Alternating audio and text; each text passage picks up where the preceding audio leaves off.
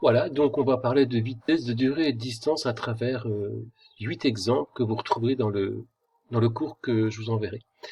Alors moi, ce que je vous demande, c'est lorsque vous faites votre travail, les exercices, les problèmes que vous aurez à traiter, de vous inspirer fortement de différentes méthodes qui sont exposées dans ces exemples-là et de vraiment de les prendre en compte.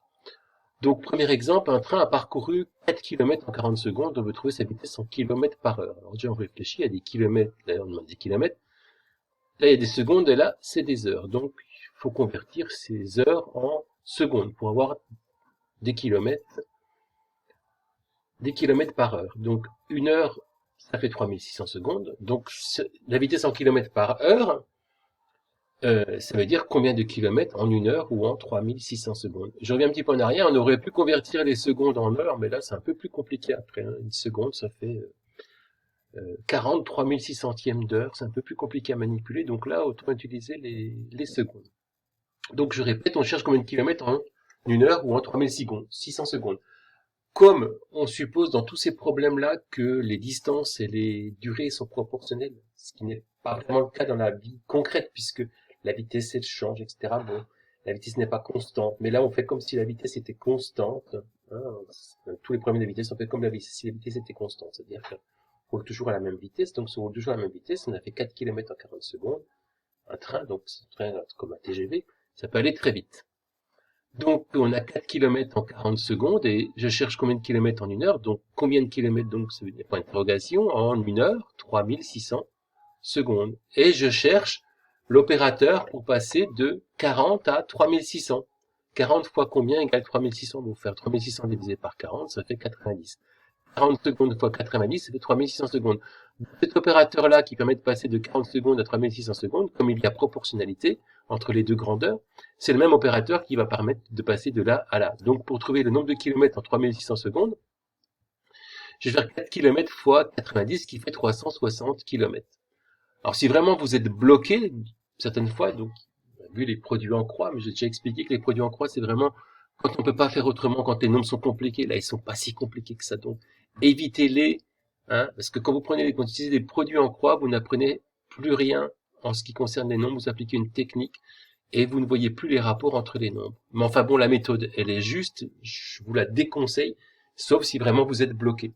Donc là, on dirait que ça, fois 4 km fois 3600 secondes égale 40 secondes fois le nombre inconnu. Donc le nombre inconnu, c'est 4 km fois 3600 secondes divisé par 40 secondes, ce qui fait 360 km. Vous pouvez prendre des produits en croix pour contrôler ce que vous avez fait là.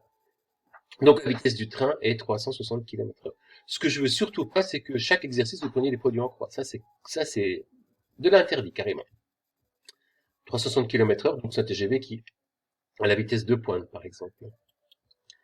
Alors, on cherche maintenant, pour le même train, la vitesse en mètres par seconde. Donc là, on cherche combien de mètres en une seconde, c'est plus en une heure, parce que des mètres par seconde. Alors, on part de 4 km qui est égal à 4000 mètres. Et puis, pourquoi on convertit en mètres? Parce qu'on cherche des mètres par seconde et on avait 4 km au départ. Et puis on cherche, donc j'ai 4 km qui fait 4000 mètres en 40 secondes. Et je cherche en une seconde. Donc, pour passer de 40 à 1, je divise par 40. Donc, je vais diviser quand il y a 1, c'est très simple, hein. 1 fois 40, ça fait 40. 40 divisé par 40, ça fait 1. Donc, chaque fois qu'il y a un 1 dans un tableau de proportionnalité, vous repérez l'opérateur simple, hein. Il n'y a pas de division à faire, il n'y a pas de, de notation fractionnaire à utiliser. C'est directement le nombre 40. La 40 divisé par 40, ça fait 1. Donc, pour trouver les mètres, je vais diviser ceci par 40. 4 km divisé par 40, ce qui fait 4000 mètres divisé par 40, ce qui fait 100 mètres. La vitesse du train est 100 mètres par seconde. Donc là, surtout, on peut utiliser les produits en croix quand il y a un 1. On voit bien que c'est très simple dans ce cas-là.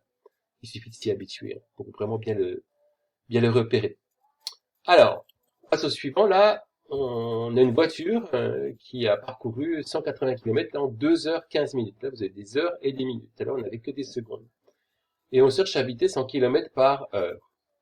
Alors, il y a deux méthodes. Donc, toujours pareil, on cherche combien de kilomètres en une heure. Alors, on peut raisonner avec les heures ou avec les minutes. Il y a des heures et des minutes. On peut raisonner avec les heures ou avec les minutes. Si je raisonne avec les heures, il faut que je convertisse en heures.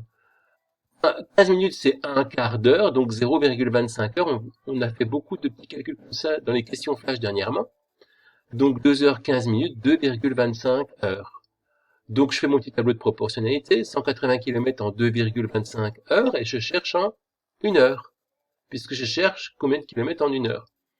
De 2,25 à 1, on divise par 2,25, toujours pareil, quand il y a 1, c'est facile, une fois 2,25, 2,25, 2,25 divisé par 2,25, ça fait 1. Donc cet opérateur qu'on a trouvé là, on va l'appliquer au nombre de kilomètres.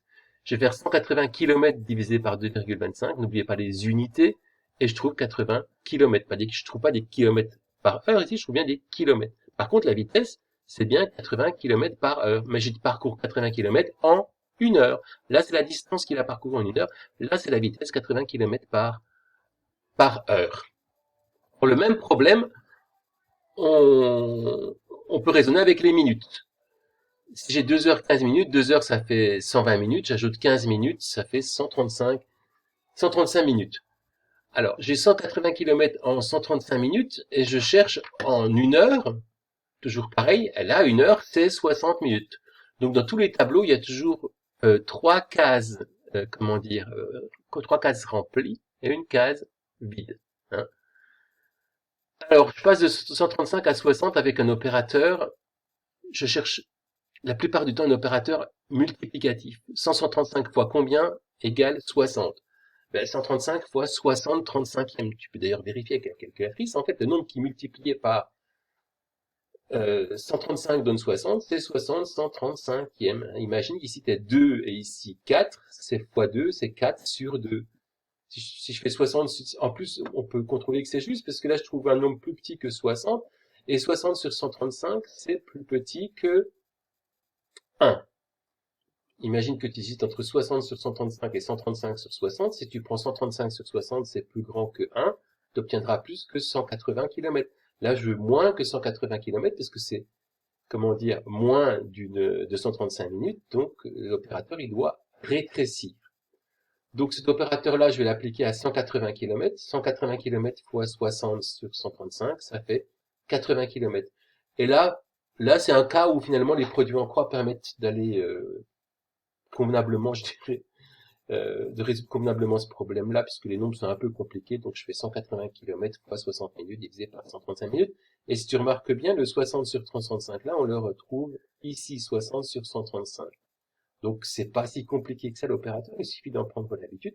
Ça permet bien de travailler le lien entre multiplication et fraction. La fraction, c'est un nom qui permet c'est un opérateur ici. Donc la vitesse d'une automobiliste, on a bien trouvé la même chose que tout à l'heure, ce qui est encourageant, et c'est bien 80 km par heure. Donc là, on vient de voir deux exemples de vitesse traitées de deux façons différentes chacun. Et on va voir maintenant des calculs de distance. On a une voiture qui roule à la vitesse moyenne de 100 km par heure et on cherche la distance qu'elle parcourt en 1 heure 36 minutes. Alors on peut raisonner avec les heures ou avec les minutes, pareil, donc on commence avec les heures. 1 heure 36 minutes, alors pour trouver en heure, c'est comme dans les questions flash, je divise 36 par 60, ça fait 0,6, donc 1,6 heures. Je fais mon petit tableau de proportionnalité. Alors attention, j'ai déjà vu des élèves qui ici mettaient 100 km par heure. Non, là il y a des kilomètres et des heures. Il ne peut pas y avoir des kilomètres par heure ici. Les kilomètres par heure, ils sont là en fait, c'est l'opérateur. Je vais expliquer ça après. J'ai 100 km en 1 heure. Ça c'est vraiment la première case. Il faut vraiment que vous l'assimiliez. Il faut toujours commencer quand on cherche une distance ou une durée, par mettre les renseignements qu'on connaît sur la vitesse. Ah, les vitesses, il y a que des kilomètres par heure, donc il y a une case, il y a un nombre pour les kilomètres, un nombre pour les heures. 100 km en 1 heure. Et je cherche en 1 heure 36 minutes, ça fait 1,6 heures. Alors j'ai deux solutions, soit je vois que l'opérateur pour passer de 1 heure à 1,6 heures, c'est fois 1,6, et je fais 100 km fois 1,6, ça fait 160 km. Soit je vais de 1 heure à 100 km, je multiplie pas par 100 parce que 1 heure fois 100, ça fait 100 heures. Mais comme je passe des heures au kilomètre, je multiplie par des kilomètres par heure. C'est bien 100 km par heure. Je fais 1 heure, tu multiplies par 100 km par heure, ça fait 100 km. Et j'applique alors cet opérateur-là à 1,6 heures. 1,6 heures fois 100 km par heure égale 160 km. Quand je multiplie des heures par des kilomètres par heure, j'obtiens des kilomètres. La distance parcourue est 160 km. Alors, retiens bien, puisqu'on va le voir dans l'exemple suivant. J'ai le même exercice, sauf que là, je prends les minutes. 1 heure 36 minutes, c'est 96 minutes. Comme on passe de 60 à 96, on a vu tout à l'heure, c'est l'opérateur fractionnaire, 96 sur 60 qui fait 1,6. Je divise 96 par 60, c'est bien l'opérateur qui agrandit là, hein, 1,6. Donc cet opérateur-là, je vais l'appliquer à 100 km. 100 km fois 1,6, ça fait 160 km. Et puis, bon, là aussi, les nombres ne sont pas forcément simples, donc pourquoi pas les produits en croix, 100 km fois 96 minutes divisé par 60 minutes. On remarque que ce 96 sur 60, on le remarque encore ici. Donc la distance parcourue, c'est 160 km. Des calculs maintenant de durée. Une voiture roule à la vitesse moyenne de 100 km par heure et on cherche la durée d'un parcours de 320 km. Alors là, on va raisonner avec les heures parce que 320 km, on va mettre plus d'une heure à 100 km par heure. On va mettre même plus de 3 heures. Déjà, on sait qu'à 300 km par heure, en 3 heures, on fait 300 km. Donc, on va pas raisonner avec les minutes ou avec les secondes.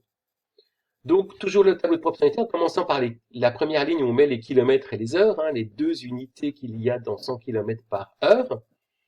Et dans la deuxième ligne, 320 km en combien d'heures? Là, l'inconnue, elle est ici. Je passe de 100 à 1.